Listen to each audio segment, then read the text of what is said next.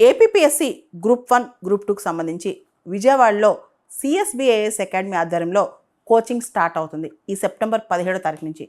దీనికి సంబంధించి అవగాహన సదస్సు ఈ ఆదివారం, రాబోయే ఆదివారం సెప్టెంబర్ 7వ తారీఖున ఉదయం 10:30కు విజయవాడలోని ఆంధ్ర లాయోలా కాలేజీలో ఉన్న సిఎస్బిఐఎస్ అకాడమీలో జరుగుతుంది.